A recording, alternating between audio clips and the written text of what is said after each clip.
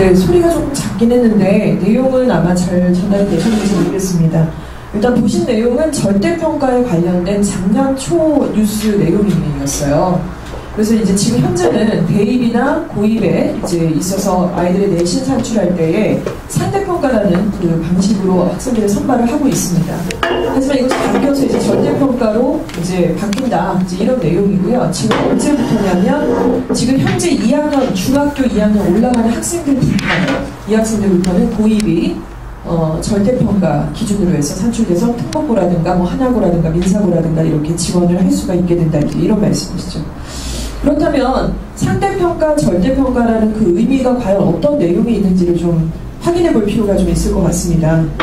먼저 지금 예전에 좀 잘 나갔었던 프로그램이죠. 나가수라는 프로그램이 있는데 이 나가수에서 그 주에 가장 잘하는 가수를 뽑게 되는 1위부터 7위까지였습니다. 그 어떤 평가 기준이었나요? 절대평가였나요? 아니면 상대평가였나요? 예, 아시다시피 다 상대평가였습니다. 그렇죠? 7명의 가수 중에 제일 잘하는 가수한테 1등을 주고 제일 부진했던 가수는 7위를 하는 그래서 탈락이 되는 이런 기준이 바로 상대평가라고 한다면 이제 내용이 바뀌어서 이제 절대평가로 바뀌었다는 것입니다. 그래서 네. 지금 보고 계시는 이 내용이 이제 산출 방식, 그 퍼센테이지에 의해서 얘기를 하고 있는데요. 먼저 이렇게 세로로 길게 되어 있는 표 자체가 상대평가로 내신 산출하는 그 방식이었습니다. 전교의 학생들이 한 350명 정도가 돼요. 중학교 올라가면 같은 학년에. 그러면 그 중에 4% 안에 들면 1등급, 그리고 그 밑에 7% 안에 들면 2등급. 그래서 11% 안에 들면 이제 2등급이라고 해서 보통 상위권이라고 얘기를 하는 그런 어떤 등급이 있었습니다. 그래서 보통 보시면 어머님들 보내시고 싶은 한화고라든가 아니면 용인외고나 민사고는 내신이 거의 한 1.3%? 이 정도까지가 이제 들어갈 수 있는 4% 이상, 죄송합니다. 1.5등급 이상, 이 정도 되는 학생들이 지원을 한다고 얘기를 하죠. 그런데 지금 보시는 것은 이제 절대평가입니다. 굉장히 단순해졌죠. 도표 자체가. 1에서 9등급까지 있었던 상대평가와는 다르게 A등급부터 2등급까지 이렇게 있고요.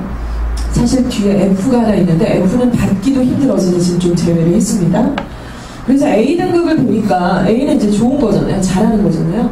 그런데 퍼센테이지를 보시면은 90% 이상 100% 이하 좀 애매하게 되어 있습니다.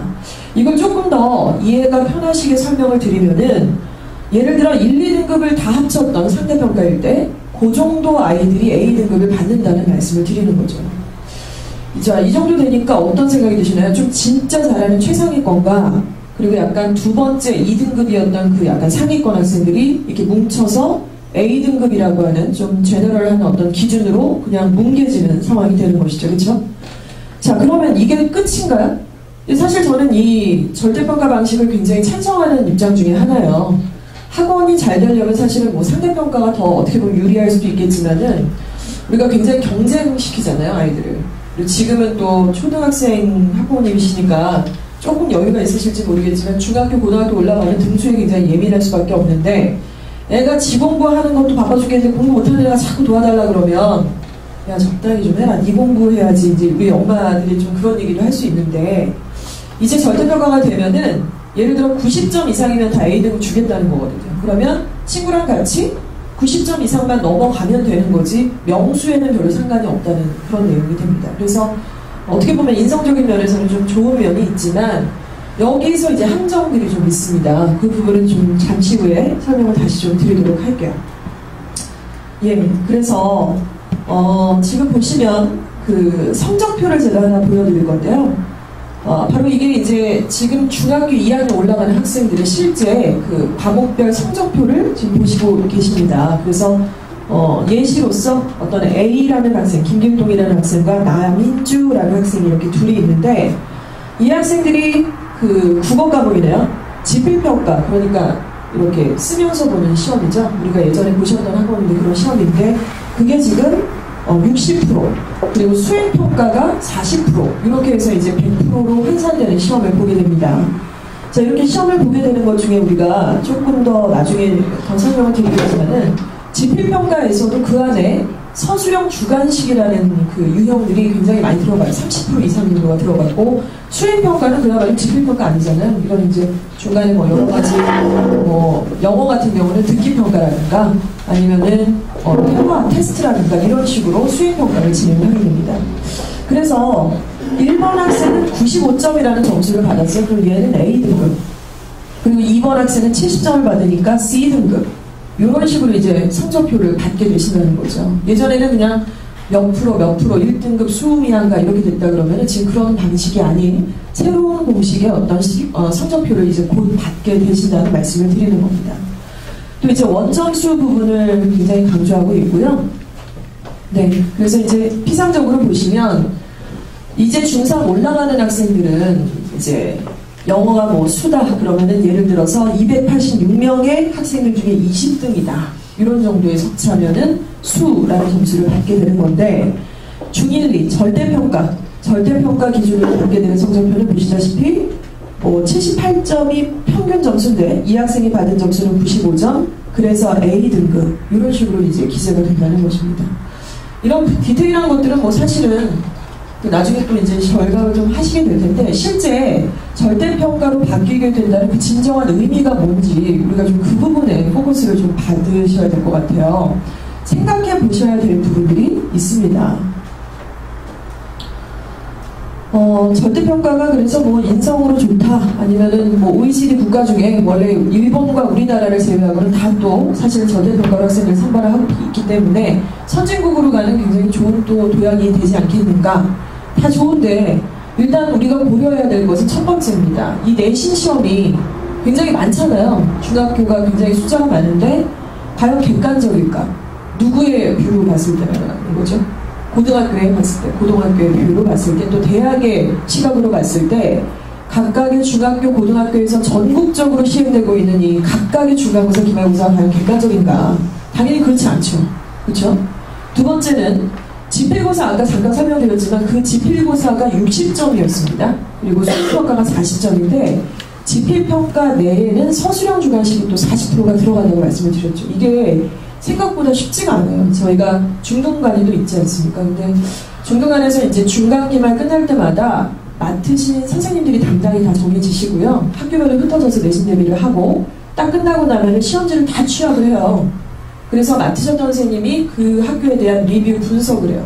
주관식 몇 프로, 서술형 몇 프로, 난이도 어떤 스타일, 그리고 출제자가 누구. 그래서 거의 한 10개 이상의 중학교 그 분석 내용을 가지고 저와 같이 이제 회의를 다들 하시고 누적되어 있는 상태인데 중1 정도 되는 수준도 상당히 서술형 주관식이 까탈스럽습니다. 난이도마다 선택해서 또 풀어야 되는 문제들도 있고요. 그리고 수행평가가 아까 말씀드린 것처럼 40%가 진행이 되죠. 그리고 이 내신 시험이라는 것은 출제하시는 선생님이 약간 랜덤으로 돌아가기 때문에 어떤 선생님이 출제를 하셨냐에 따라서 난이도가 왔다 갔다 할 수가 있다는 것입니다. 그리고 아까 잠깐 성적표에서 보셨듯이 그 절대평가 성적표에서는 원점수, 평균점수, 표준 편차를 기재하도록 교과서에서 지침이 내려왔어요.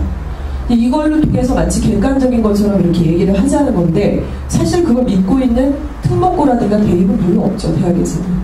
자, 그리고 표준 편차 활용을 통해서 이제는 각각의 중학교나 고등학교가 가면 갈수록 약간 서열화될 거다라고 하는 게 이제 교육계 쪽의 어떤 전망입니다. 또 이제 아까 방금 말씀드린 것처럼 각각의 어떤 특목고, 우수한 고등학교나 또 명문 대학교의 입장에서는 그 내신을 바라보는 시각은 당연히 전과 같지는 않다. 이제 이런 결론이 좀 나온다는 것이죠. 예, 이런 부분들을 학부모님들께서 조금 고민도 하시고 내용을 정리하실 필요가 분명히 있다는 말씀을 좀 드리고 싶습니다. 네. 그렇다면 입시의 방향성은 지금 어떻게 가고 있냐면요. 그러니까 학부모님들께서 대부분 아마 학력고사 시대셨을 가능성이 좀 높으실 거고 저하고 연배가 비슷하시면 아마 제가 수능 첫 세대였거든요. 제가 94학번인데 저 밑에는 이제 학력고사 보셨어요, 다들. 그러니까 그때하고 지금하고 입시 구조가 너무 많이 바뀌었거든요. 그리고 서울대만 보더라도 그 운영 자체의 체제가 완전히 많이 메커니즘이 변했습니다. 그래서 예전처럼 공부만 잘한다고 지금 서울대를 가거나 연구대를 가는 상황이 아닌데 우리 학부모님들의 머릿속이나 담당하시는 선생님들의 머리는 예전처럼 생각을 하시는 거죠. 서열화해서 1등부터 몇 등까지는 서울대, 연대, 고대 이렇게 생각하시는데 지금 그런 입장이 아니라는 것. 이거를 이제 특히나 우리 어머님들께서 빨리 캐치를 하시고 준비를 지금도 좀 하시는 게 너무 중요할 것 같아요. 어떻게 바뀌었냐? 일단 첫 번째는 절대평가 말씀드린 것처럼 내신의 변별력이 줄어듭니다. 내신을 더 이상 대학이나 고등학교 입장에서 그렇게 믿을 만한 숫자가 아니라고 생각을 한다는 거죠. 하지만 그렇다고 해서 뭐 C등급, D등급을 받아야 된다 이런 얘기가 아니라 A등급 안에서도 최상위권을 골라낼 수도 없고 B등급이라고 해서 얘가 잘한다고 얘기할 수도 없고 이제 이런 걸 말씀을 드리는 거죠. 자, 그리고 특목고에 대한 선호도가 증가가 되고 있습니다. 특목고 선호도가 주춤했었거든요, 사실은. 왜냐하면 내신에 대한 불이익 때문에 공부를 정말 잘하는 학생도 내가 서울대를 가야 되는데 특목고 가면 어차피 내신이 불리해지니까 나 일반고 가서 내신 잘 따갖고 명문대학교 가야겠다. 이런 시기가 최근에 한 4, 5년 정도가 있었어요. 그런데 이제 절대평가가 되니까 이제 그게 의미가 없잖아요. 그렇죠? 그래서 특목고에 대한 선호도는 점점 증가할 수밖에 없다는 것이죠. 자, 그리고 절대평가는 좀 묻혀져 있는, 알 수 없는 점수들이 좀 뭉개져 있는 상태고, 그렇다면은 뭔가 얘네들을 선발할 다른 조건이 하나 필요하잖아요. 우리 학부모님들 오늘 오신 분들이 굉장히 다들 미인이시고 날씬하신데, 제가 만약에 어머님들한테 자, 여기 키가 158 이상이신 학부모님들 다 앞으로 나와주세요 그러면은 아마 여기 계신 분들 다 나오실 것 같습니다. 근데 저희 이 자리에 지정된 좌석이 딱 3개밖에 없다 그러면 제가 조건을 하나 더 봐야겠죠. 52kg 미만이신 분들만 좀 앞으로 나와주세요. 뭐 이럴 수 있습니다. 그러면 이제 몇 분은 들어가시고 몇 분은 남아 계셔야 되는 그런 상태가 된다는 거죠. 그러니까 입시에서도 52kg 미만이다라는 조건이 필요한 것입니다. 그래서 그 조건은 결국 면접과 서류를 통해서 학생을 선발을 한다. 그러니까 이런 조건들이 된다는 것입니다. 이 정도 얘기 드리면은 학부모님들이 되게 머리가 아파하세요. 저거는 결국 학부모의 어떤 역량이 아니겠는가, 엄마가 숙제를 해야 되는 상황이 아니겠는가, 이제 이런 생각을 좀 하신다는 거죠. 자, 이것은 이제 고입에서뿐만 아니라 대입에서도 보시면은 내신이 점점 축소될 수밖에 없는 그런 어떤 구조로 가고 있습니다. 결국에 제일 큰 틀은요, 통계바퀴가 돌아간다 그러면 고입이든 대입이든 내신이에요. 뭐 하나고든 민사고든 용인외고든 내신을 보죠. 내신이 안 되는데 이걸 아무리 잘한다고 해도 절대 뽑아주지 않습니다. 자, 그런데 이 큰 틀 안에서 논술이라고 하는 게 새롭게 등장을 해버렸어요. 글쓰기 자기개발 계획서라는 이름으로 작년에 도입을 했는데 이 안에는 이제 독서기술, 그리고 자기를 소개하는 것, 자기의 비전과 자기주도 학습을 어떻게 했는지를 농축해서 제한된 글자 수로 표현을 해야 됩니다. 누가 대신 써줄 수가 없어요. 쓰면 너무 티가 나요. 그리고 이걸 통해서 면접을 봐요. 그래서 예를 들어서 800자 이내의 자기개발 계획서를 썼다 그러면 800자 속에는 질문이 한 예를 들면 1000개 이상이 있을 수 있다는 거죠. 그 예상 질문들을 통해서 면접을 보고 그걸 통해서 학생을 선발하는 새로운 메커니즘이 혼합이 됐다. 이제 이렇게 보셔야 되는 겁니다. 그래서 처음에 저희가 한 3년 전부터 이런 간담회를 굉장히 많이 진행을 했고 면접이나 논술에 대해서 굉장히 많이 설명을 드렸던 것 같아요. 근데 이제 체감을 잘 못하시는 거죠. 근데 누가 먼저 체감을 못하냐면 학원가에 있는 강사들조차도 체감을 처음에는 못했습니다. 근데 이제 계속 거듭되고 입시의 결과가 저렇게 나오고 있는 데이터들이 실제 있기 때문에 이제는 설마 오겠어? 다 하는 얘기지. 정권 바뀌면 또 달라질 거야. 라고 자기의 편의대로 생각하셨던 분들은 이제는 정말 많이 이 데이터가 나오고 있기 때문에 더 이상 방어할 수는 없을 것 같아요. 그래서 학부모님들한테는 제가 이런 부분들을 좀 많이 강조를 좀 드리고 싶다. 이런 말씀을 드리겠습니다. 이렇게 바뀌었구나. 자, 그렇다면 절대평가의 다른 의미 다시 한번 좀 쐐기를 받고 넘어가겠습니다. 전교에서 같은 학년은 350명에서 400명 정도가 되죠. 그래서 예를 들어 상신중, 명지중, 추감중, 예일여중에 갔는데 우리 자녀의 또래 학년은 350명입니다. 그럼 중학교 이제 올려보내시면 제일 체감하시는 등수나 성적에 대한 내용 일단 내신이죠. 그렇죠? 그게 중요하지 않다 이런 건 아니지만 너무나 그쪽만 보시는 성향들이 사실 있으세요. 또 큰 자녀가 중학생이거나 고등학생이신 학부모님들이 계시다면은 조금 더 이렇게 열린 사고를 많이 가지고 계시긴 하는데 특히 이제 초등학교 자녀가 첫째시거나 이렇게 되시면은 우리 학교에서 제가 되게 잘한데 충암, 명지, 예인 특히 이렇게 사립에서는 더더욱 그런 경향이 너무 심한 것 같고요. 그리고 잘한다고 계속 얘기 들었는데 나중에 중등부 가보면 사실 그렇지 않은 학생들도 너무 많은 것 같고, 그런 것들을 저희는 현장에서 참 많이 보겠죠. 아무래도. 그래서 절대평가에 대해서 이렇게 쌓여져 있는 것에서 가장 중요한 것은 학부모님이 우리 아이의 영어나 특히나 수학 실력 같은 것들이 전국 단위에서 어느 정도 레벨에 있는지를 주기적으로 확인해 주시는 작업이 굉장히 필요합니다. 그래서 학교에서 원어민하고 하는 그런 거 하시는 분들도 있으시고, 또 저희 학원에 지금 보내고 계시지만 이주와 어학원에서 무슨 레벨인지가 그렇게 중요하다고 생각하지 않아요. 저희 학원에서는 더 중요한 건 토셀 점수죠. 왜냐하면 전국 단위로 시행되고 있는 영어 국인 시험이기 때문에 그렇습니다. 그 점수는 못 보고 있는데 학원에서 레벨업 되고 있다고 기뻐할 일도 아니고, 그 점수는 잘 봤는데 학교에서 애가 좀 상태가 안 좋아서 수행해서 뭐 놓쳤다, 이거를 갖다가 굉장히 또 이렇게 치밀하게 생각하실 내용도 아니라는 것입니다. 그래서 어머니께서 기준을 갖고 계셔서 그 안에서 좀 자유로우실 수 있다는 그런 말씀을 좀 꼭 드리고 싶습니다. 예, 전국에는 몇 명이 있나요? 50만 명이 있습니다. 50만 명. 나중에 대입으로 올라가면 70만 명이죠. 재수생이 19만 명씩 해마다 발생을 하기 때문에, 그러니까 결국에는 상위권들의 싸움이 되는 내용들이 좀 많이 있습니다. 그래서 제일 중요한 이제 국가 영어 공인 시험들, 토셀이나 탭스나 이런 시험들, 그리고 수학도 그런 시험들이 다 있잖아요. 그런 것들을 좀 신경을 많이 쓰시면 좋겠다, 이런 말씀을 좀 드리고 싶습니다.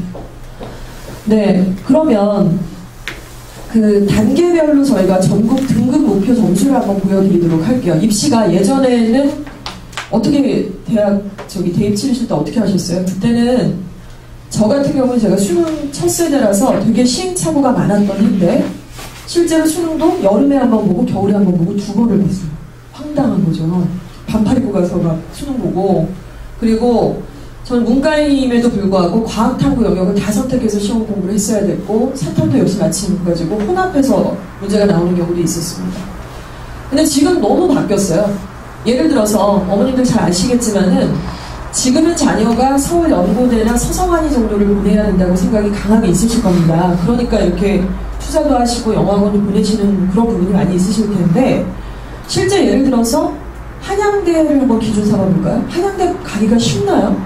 쉽지 않잖아요. 사실 아시잖아요. 그게 쉬운 것은 아니라고 생각합니다. 뭐 중앙대, 건국대, 동국대, 세종대, 명지대 가기가 쉽지 않아요. 그러니까 못 가요, 거의 대부분이. 이렇다면 그 대학에 간다는 그 기준이라는 게 예전처럼 국영수 진짜 다 잘하고 평균 점수 때려가지고 몇 등급이고 이런 게 아니고요. 이제는 그 수능에서 예를 들어 등급의 최저 학력이라고 하는 거를 제시를 합니다. 예를 들어서 가까운 명지대 기준으로 좀 보여드릴 수도 있는데, 국영수, 탐구 두 과목을 선택을 해요. 대부분의 학생들은 수능에서. 그리고 탐구는, 과학 탐구는 이과 애들은 두 과목 정도 선택하는 거고요. 이제 문과 학생들은 사회 탐구에서 두 과목을 선택을 합니다. 그리고 실제 고등학교에서도 사탐을 모두 다 가르치지 않아요. 그러니까 저희 고등학교 때는 정치, 경제, 사회문화, 한국지리, 세계지리, 국사, 세계사 다 배웠잖아요. 이제 안 그래요. 고등학교에서 한 4개 과목 정도만 가르쳐요. 그러니까 어떤 학교는 국사 안 가르치는 고등학교도 있는 거예요. 그러면은 그 고등학교에서 선택하는 걸 해야 되잖아요. 내신도 하고 그것도 해야 되니까. 근데 그것도 애들이 잘 모르더라고요, 진짜로. 그래서 그런 것도 얘기 많이 하고 있는데, 그 중에 한 3개를 선택해서 공부를 하다가 2개 점수 잘 나오는 걸 제출하는 거예요. 대입에서. 이제 이런 식으로 국영수 탐구가 있습니다. 자, 그러면 이 4개 과목을 다 잘해야지 가느냐, 그게 아니고요. 그 중에 2개 과목만 3등급이면 되는 학교가 있어요. 최저 등급이. 이해가 가시죠? 그러니까 1에서 9등급까지가 있거든요. 수능이 각 과목당. 근데 우리 애가 수학을 정말 잘해요. 그런데 애가 또 과학도 잘하네? 그럼 괜찮은 거죠. 저 3등급 정도는 받을 수 있으니까. 근데 애가 영어는 원래 젬병이고 국어도 그렇게 책을 읽으라고 해도 안 읽고 애가 그런 애가 있었다. 그러면은 그 아이는 국어랑 영어를 얘가 뭐 3등급 이상 받는다는 건 되게 쉬운 일이 아닙니다. 그래서 그런 학생 같은 경우는 광운대나 인하대 정도가 지금 기준이에요. 그리고 한 개의 영역이 2등급이다. 이런 학생들도 갈 수 있는 학교가 숭실대나 동국대가 있습니다. 그리고 2개가 2등급이다. 그러니까 요거를 저희는 좀 많이 바람직하다고 보고 있는데, 중앙대는 홍익대 이상의 대학에 지원이 가능하다는 것이죠. 그리고 국영수 합이 다 3이나 4다. 다시 말하면 111, 112 이 정도다. 그러면 이제 스카이나 서성한이 정도가 지원이 가능하다는 것입니다. 근데 되게 단순하게 말씀드렸지만 이 안에도 너무나 다양한 입시제도가 있어요. 그리고 요것만 간다고 대학 가는 게 아니라 요건 이제 처음이자 공통적인 어떤 기준이고요. 논술을 해야 돼요. 이 상태에서. 그리고 입사제 준비를 해야 되죠. 전형을 골라가지고. 하지만 입사제도 준비를 스펙을 엄청나게 해놨고 논술도 기가 막히게 기똥차게 쓰는 애지만 이 등급을 만족시키지 못한다. 그럼 걔 논술을 익혀지지도 않아요. 걔 스펙은 보여지지도 않는다는 것이죠. 이해가 가시죠? 자, 이렇게 입시가 바뀌었습니다. 하지만 학생들한테는 상대적으로 봤을 때 사실 부담은 좀 줄어들 수 있는 입시제도라고 생각을 해요. 근데 이제 물론 서울대, 연고대, 서성한이 정도의 대학에서는 뭐 서성한이 빼고 스카이대 대학 정도는 정말 다 잘해야 돼요. 그러니까 뭐 내신도 잘해야 되고 수능도 잘해야 되고 이제 이런 어떤 전형들이 좀 있다고 보시면 될 것 같습니다. 예, 이렇게 바뀌었구나 입시가 이제 이런 말씀 드리고요. 그렇다면 아까 제가 객관적 기준의 어떤 영어나 수학 실력을 좀 가늠할 수 있는 그런 시각으로 학생을 바라보고 어머님들께서 인도를 좀 해주셔야 된다 이런 말씀을 드렸는데 제가 아까 토셀과 탭스라는 시험을 좀 언급을 했습니다. 다른 학원 보내셨을 때 아마 펠트 보시는 학생들도 있으실 거고요. 여러 가지 시험들이 또 있는데 너희들은 왜 토셀을 보냐 이제 이렇게 얘기를 하실 수 있겠죠. 근데 이 네 가지 시험은 사실은 엄마가 같아요. 그래서 무슨 말씀이냐면 우리나라 이제 교과부가 있죠. 교육과학기술부가 있고 자 교과부 밑에는 교육평가원이 있습니다. 이 평가원이라는 데가 뭐 하는 데냐면 수능을 만드는 곳이에요. 수능 시험지를 매년마다 이제 만드는 곳이고 그것만 만드는 게 아니라 6월이나 11월에 전국연합 모의고사가 있는데 그것도 이제 여기 평가원에서 만들죠. 사이트가 있어서 모든 문제들을 다 다운받아 보실 수가 있습니다. 자 그리고 아시다시피 우리나라 이제 EBS가 있죠. 교과부 산하 밑에. 그래서 이렇게 있고 교육평가원에서 아까 말씀드린 것처럼 수능을 만든다고 말씀을 드렸습니다. 그리고 우리나라 국립대 서울대학교가 있죠. 서울대학교에서는 탭스라는 시험을 만듭니다. 그리고 EBS에서는 아시다시피 토셀이라는 시험을 주최를 하고 있고 만들고 있어요. 본사가 분당에 있고 제가 몇 년 전에 가서 확인도 하고 얘기도 좀 하고 오고 그런 적이 있었는데 자 그리고 이제 새롭게 도래한 니트라는 시험은 누가 만들었는가? 서울대와 고대, 외대, 숙대가 컨소시엄을 해서 만든 시험이 바로 니트라는 시험입니다.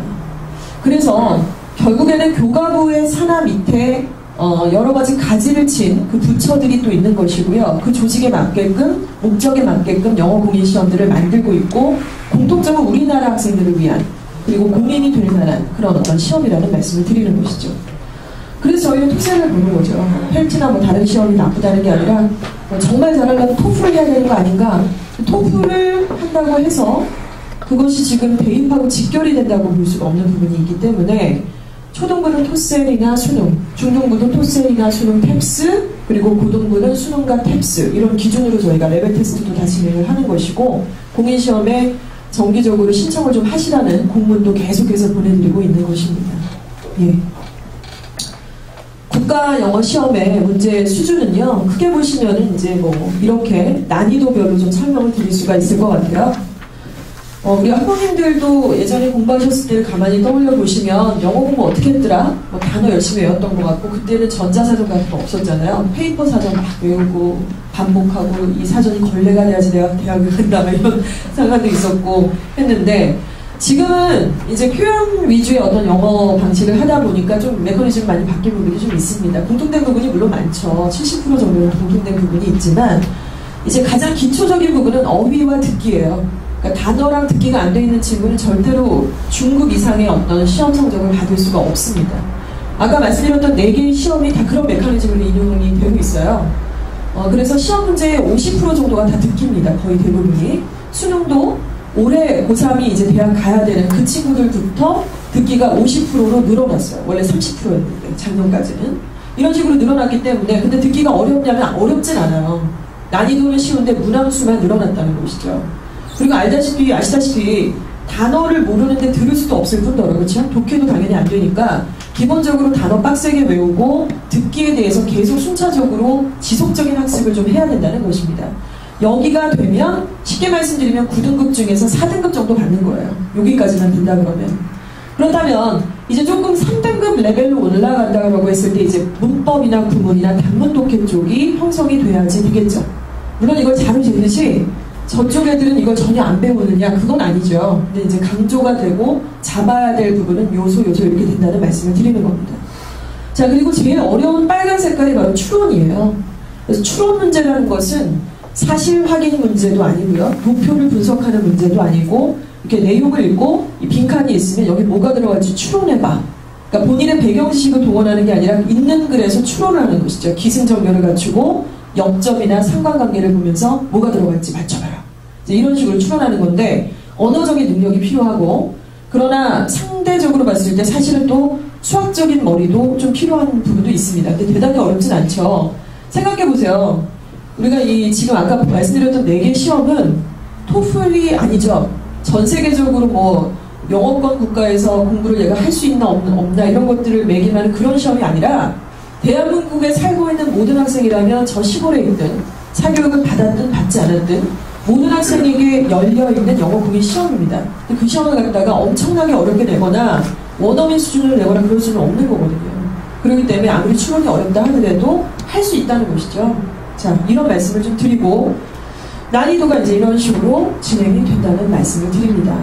자, 그래서 이제 이런 식으로 토셀도 그래요. 우리 초등학생들이 보게 되는 토셀도 역시 마찬가지라서, 토셀 시험을 응시를 좀 하신 학생들이 있나요? 혹시 잠깐만 손을. 이미 학생들이 레벨 테스트를 볼 때 저희가 그래서 토셀을 봤어요. 사실 처음에. 그리고 그 토셀 시험지를 저희는 이제 원래 성적표를 또 EBS에서 주간에서 이제 발송을 해서 보내드리긴 하는데, 급수도 있고 상장 같은 것도 있고. 근데 이제 그거 분석을 했죠, 학원에서. 난이도에 따라서 4등급 문제, 3등급 문제, 2등급, 1등급 문제. 얘가 만약에 2급을 받았는데 1급 왜 틀렸어? 이거 말이 안 되는 거고요. 4급 받았는데 너 2급을 왜 틀리냐 이런 걸? 이래도 말이 안 되는 거죠. 그 친구한테는 이제 그 난이도에 맞는 문제들이 뭐가 틀렸는지 분석을 해주는 거고, 그 부분이 밟고 넘어가면 이제 그 다음 단계에서 다른 얘기들을 좀 진행을 할 수가 있다고 생각을 합니다. 그래서 저희가 이제 난이도별로 이렇게 색깔을 입혀서 진행을 하는 것은 토셀만 하는 것은 아니고요. 수능도 그렇게 진행을 하고 있고요. 저는 지금 고등부에서 수업을 좀 많이 하는 원장이에요. 원장님들 수업 잘 안 하시는데 저는 원장님이 아니라서 수업하면 원장님이 아니라 그러더라고요. 원장 나부랭이라고. 그래서 수업을 하고 아이들하고 상담을 하면 사실 이 성적표가 있기 전에는 막 이런 얘기도 많이 했죠. 야, 단어 똑바로 외우라고 했지. 몇 번을 탈락하냐, 진짜 줄래? 뭐 이러면서 얘기도 하고, 구문이 너무 약하니까 구문을 열심히 해. 이런 얘기도 사실 저는 상담 때 했었습니다. 근데 이 성적표가 나오니까 아주 클리어해진 거예요. 3등급인 애한테 몇 번 맞추라고 할 필요가 없죠. 야, 너는 지금 단어가 너무 약한 거야. 듣기에서 지금 5개 나갔네? 듣기에서 5개 나가면 2등급이 다운되는 거야. 역으로 얘기하면 5개 맞으면 너 등급이 2가 돼갖고 5였던 네가 3이 되는 이런 상황이 벌어지는 거다. 좋은 세상이 온 거다. 이제 이러면서 듣기 숙제를 어떻게 하자라는 제시를 좀 더 구체적으로 하게 되면 학생들 표정이 다르죠. 자, 이런 식으로 이제 이 분석된 성적표를 갖고 진행을 한다는 말씀을 드리고 싶습니다. 네, 그래서 이주환어학원의 초등부는 이제 그런 목적이 있기 때문에 사실은 교재도 거기에 맞춰서 수업 방식이라든가 토스를 지금 응시하라는 그런 내용들이 하나의 어떤 획으로 이렇게 연결이 되어 있어요. 그래서 그걸 위해서 듣기 숙제라든가 아니면은 뭐 독해 숙제라든가 어휘 암기법이라든가 이런 것들을 진행을 하고 있다는 설명을 좀 덧붙여서 드리고 싶고요. 네. 그래서 이제 아까 말씀드린 성적표하고 조금 내용이 같을 수 있을 것 같은데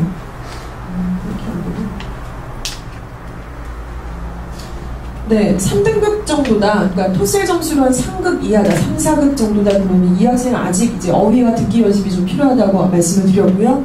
2급은 이제 듣기와 독해, 그리고 이제 문법이 꼭 들어가야 되는 상태고, 1급은 말씀드린 것처럼 독해와 정확하게 쓰기, 또 중학교 내신을 잘 보기 위해서는 이제 서술형 주관식에서 많이들 애들이 좀 이렇게 미싱이 좀 있거든요. 그런 부분을 이제 잡아주는 단계로 초등학생들은 좀 진행을 한다는 것이죠. 학원의 프로그램 중에는 팝송을 통해서 아이들하고 이제 특강도 진행을 하기도 하고, 때로는 이제 저희가 CD를 제작해서 배포를 해드리는 상황도 있었고요. 그리고 이제 보케블러리라고 해서 최근에 또 지난 토요일날 진행을 했었는데, 국어의 구품사와 영어의 팔품사에 대한 이런 전반적인 메커니즘을 갖고 아이들하고 특강을 하는 무료 특강입니다. 그렇게 진행을 했던 그런 식으로 진행을 하고 있습니다. 네, 아까 말씀드렸던 레벨 테스트 기준 보여드리고 있는 거고요. 초중 고에서 다 이제 이 시험들을 통해서 기준 삼아 레벨 테스트 보고 있습니다. 네, 초등 중등부 교육과정은 절대평가를 저희가 계속 고려를 하고 있기 때문에 사실은 다른 학원에서 어느 레벨이었다, 그런데 여기 오니까 레벨이 다운됐다, 높아졌다, 이제 이런 것은 별로 의미가 없다고 생각을 해요. 다만 얘가 토스를 물론 한 번 봤을 때 제대로 점수가 안 나오겠죠. 애도 시험이 어색하잖아요. 얘네가 영어 국민 시험에 익숙할 리는 없을 것이고, 그런 학생들한테 이제 여러 번에 걸쳐서 토스 시험을 보게 하는 것이고요.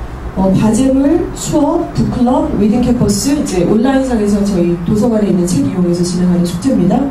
그리고 표현력은 코브는 이제 킹 오브 보캐블러리라 그래서 단어를 이제 골든벨처럼 이렇게 진행을 하는 그런 어떤 행사가 좀 있어요. 그리고 스피킹 컨테스트가 있고, 에세이 라이팅이 이제 스피킹 컨테스트에서 스크립트를 모아서 저희가 학원 로고는 다 빼고 이제 학부모들한테 드리고 그게 하나의 포트폴리오화 시키라는 그런 말씀으로 좀 전달을 해드리고 있습니다.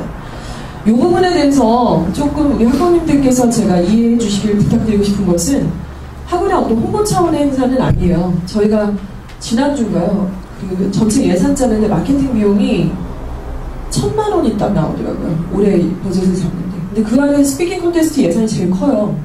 저희가 돈을 들여서 이렇게 하는 이유가 뭐냐면 사실은 그거를 안 해도 홍보가 뭐 안 된다고 생각은 안 하거든요. 그렇게 막 홍보를 저희가 하고 있지는 않으니까. 근데 중요한 거는 이 스피치 콘테스트를 준비하면서 되게 힘들죠. 애들이 그걸 다 외워야 되고 첨삭을 받아야 되고, 그럼 애들이 잘 써주냐면 뭐 해서 안 했어요 뭐 이러고, 아니면 한글로 막 써온다거나, 이 작업들이 사실 힘든 작업인데 그럼에도 불구하고 디데이가 딱 돼서 그날 애들이 이 자리에 서서 저처럼 이렇게 이 자리에서 발표를 하는 거예요. 영어로. 물론 어설픈 학생도 있고 되게 기가 막히게 잘하는 아이들도 있습니다. 근데 매년마다 한 번, 두 번 정도 이런 식의 기회를 갖는다는 건 굉장히 중요하다고 생각을 해요. 그리고 이게 중등부까지 좀 연결이 돼서 진행을 하는데, 중등부로 올라갔을 때 이제 컨텐츠가 조금 더 이제 애들이 할 수 있는 게 많으니까 뭐 뉴스 앵커가 되기도 하고요. 아니면 더빙을 하기도 합니다. 영화를 틀어주고 고스란히 이제 이렇게 더빙을 하기도 하고, 본인이 PPT를 만들어서 표현을 하는 그런 모든 게 다 영어로 진행을 하죠. 이런 식으로 진행을 하게 되는데, 외고나 특목고에 진학한 학생들은 그게 그 학교의 또 수행평가 내용하고 완벽하게 일치를 해요. 그래서 그 부분이 많이 겹친다는 얘기들을 지금 여름방학 때 제가 애들하고 싹 불러가지고 얘기를 했더니 되게 많이 겹쳐서 특별히 뭐 준비할 거 없다, 그때 했던 거 다시 했다, 뭐 이런 얘기도 많이 하고 있습니다. 이런 부분도 좀 이해를 해주시면 좋을 것 같아요. 그래서 적극적으로 좀 참여를 시키셔야 되는 거죠. 어머님들께서 부담스러우실 것 같아요. 저도 사실 이런 거 한다고 부담스럽거든요. 저도 작년에 이거 한다고 그럴 때 저희 딸이 저희 학원 다녀요 지금. 가발을 사달라고 발표할 때 쓴다고 해서 귀찮아가지고 진짜 동대문에 밤에 가가지고 막 사주고 그랬나, 아 이거 꼭 해야 되냐 이런 생각이 살짝 사실은 좀 들더라고. 번거로우니까. 근데 그런 걸 떠나서 꼭 참여를 시키셔야 되는 그런 내용이라는 말씀을 거듭 좀 강조드리고 싶습니다. 네, 이제 필요한 것들이 뭐고 방향이 무엇인지를 좀 보셨는데요. 제일 중요한 것은 아무래도 동기부여 내용일 거라는 생각이 듭니다. 동기부여는 아버님이 많이 좀 도와주셔야 되겠죠. 아무래도 조금 감정적이고요. 아이를 또 사랑하는 만큼 또 혼내기도 많이 하고, 우리 아이들 입장에서는 중고등부 학생들한테 제가 물어보니까 그런 얘기 하더라고요. 아빠는 우리를 혼내요. 그런데 엄마는 우리한테 짜증을 내요. 이러는 거죠. 아이들 입장에서도 짜증을 내는 것과 혼내는 거를 귀신같이 알아본다는 아주 무서운 얘기를 좀 들었습니다. 짜증을 통해서는 아이를 훈육시킬 수가 없는 것 같아요. 그래서 동기부여도 역시 마찬가지겠고, 그런 부분에서 좀 아버님하고 진지하게 얘기를 좀 나누실 수 있는 시간을 주기적으로 좀 같이 나누시면 너무 좋겠다는 생각이 들고, 무엇보다 이제 숙제 자료나 학습 적응 훈련이 필요하죠. 저희 학원 숙제가 좀 많죠. 그리고 좀 디테일하죠. 그리고 아주 집요하게 이거를 좀 관리를 하기 때문에 사실 아이나 어머님 입장에서는 좀 힘드신 부분도 있을 거라고 생각을 합니다. 근데 여기서 이렇게 잡히는 게 참 중요하죠. 지금 성적이 좀 나쁘다 할지라도 이게 한 2, 3년 정도 굳어져가지고 중등부 올라가면 너무 괜찮아요, 사실은. 그리고 객관적, 전국적 평가 이런 것들을 통해서 시험 봤으면 짜장면 하나 사주시고 성적표 나오면 리뷰를 꼭 좀 하시자는 거죠. 지난번 성적표랑 비교했을 때 이러이러하다. 혼내시는 게 아니라 얘기 좀 같이 해보자. 네가 듣기를 지난번보다 한 5점이 지금 내려갔는데 뭐 큰 점수는 아니야. 근데 엄마가 보니까 너 듣고 읽기 숙제를 좀 이렇게 게을리하는 건 혹시 아니니? 뭐 이런 것들. 그리고 그 성적표 나오면 또 이제 상담이 들어가거든요. 그러면 선생님들한테 좀 물어보시는 거죠. 까놓고 한번 얘기 좀 해보자. 니네가 이제 이렇게 한다고 했는데 학원에서 정말 잘했냐, 그런데 얘가 점수가 이렇게 떨어진 거냐, 어떤 이유가 있느냐, 이런 것들을 좀 이렇게 정확하게 좀 짚고 리뷰를 하는 것이 좀 필요하다. 이제 이런 말씀을 좀 드리고 싶네요. 단계별 목표는 아까 말씀드린 것처럼 4급인 학생한테 옆집애가 1급이라고 해서 그걸 기준으로 얘기하시는 것만큼 사실 좀 잔인한 것이 없다고 생각을 해요. 이제 어머님들께서 유도를 하시려면 단계별로 원하는 것을 얘기를 또 유도하실 필요가 좀 있을 거라고 생각을 합니다. 저희 아이도 이제 6학년을 올라가고요. 둘째는 2학년 올라가서 저희 학원에 다 다니고 있는데 참 이게 어려운 것 같아요. 동기부여하기. 너무 어렵습니다. 요즘 까칠해져가지고 무슨 얘기하면 뭐 할 건데? 뭐 이러고 황당한데 일단 목표가 있고요. 근데 이제 그 아이를 쑥 끄집어내서 그 안을 깊게 얘기를 하다 보니까 원하는 게 있더라고요. 그리고 저희 자식뿐만 아니라 이제 고등부 학생들, 중등부, 또 초등부 학생들하고 제가 얘기를 하다 보면 분명히 이 아이가 원하는 게 있어요. 누가 만들어줬든 지가 스스로 생각을 하든 간에. 근데 그걸 이루는 사람과 이루지 못하는 사람은 이거죠. 할 거야. 하자. 파이팅. 어머님들도 막 그렇게 자꾸 유도하시잖아요. 근데 그거는 이제 한시적인 거고, 그거를 그 열정을 습관으로 만드는 그 능력이 있는가. 저는 그거는 그냥 딱 부러지게 말씀드리면 숙제라고 생각을 합니다. 숙제를 지속적으로 하고 있는가. 이런 부분들이 좀 중요할 거라고 생각을 합니다. 동기부여는 스스로 좀 많이 만들어야 되는 부분도 있고요. 자, 그렇다면 이제 이런 내용에서 동기부여나 아니면 절대평가의 기준으로 맞춰서 학부모님들하고 좀 말씀드리고 싶은 거는 그 잡티 파일이죠. 잡티 파일. 누구는 뭘 할 거고 누구는 뭘 할 거고 이런 것들을 정해서 정확한 시기에 다시 한번 리뷰도 하시는 거고요. 그래서 잡티 파일은 내용은 어려운 건 아니고요. 학부모님들께서 동기부여 계속 해주셔야 되는 거고, 아이는 자기 목표 설정하고 플래닝 세우고 이런 작업도 계속 해줘야 되는 거고, 학원에서는 애가 귀여워요 뭐 이런 상담 말고요. 애가 뭐 착하고 예쁘고 귀여운 것 같아요 뭐 이런 거는 뭐 기본이지만 중요한 것은 객관적인 평가 기준으로 자꾸 제시를 해드리는 거고, 또 이걸 기분 나쁘게 생각하지 마시고 같이 협업이 돼서 진행을 해야 된다는 말씀을 좀 드리고 싶습니다. 자, 그리고 이제 이런 주기적 간담회를 저희가 계속해서 업데이트를 해서 새로운 어떤 입제도나 변화나 이런 것들이 나오면 특히 비교과 관련된 내용들을 많이 좀 이렇게 초대를 드릴 건데, 그때마다 같이 점검을 하고 또 다른 단계별 목표를 좀 세워서 리뷰를 한다. 이제 이렇게 좀 생각을 해주시면 될 것 같아요. 기준은 아무래도 여름방학, 겨울방학 이런 식의 어떤 2분기 정도로 생각을 해주시면 좋겠습니다.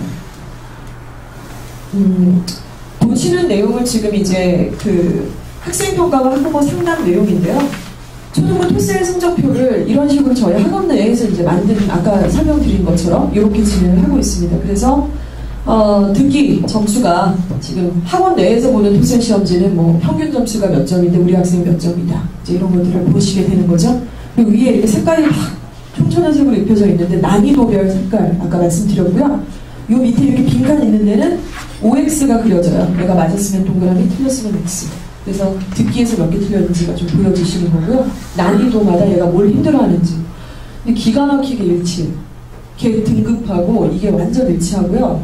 일치하지 않는 애들이 걔 중에 있어요. 아주 점수가 낮거나 높은 애들 중에 약간 그날 멘붕 온 애들. 집중이 안 돼서 막 다채롭게 틀린 애들이 또 있거든요.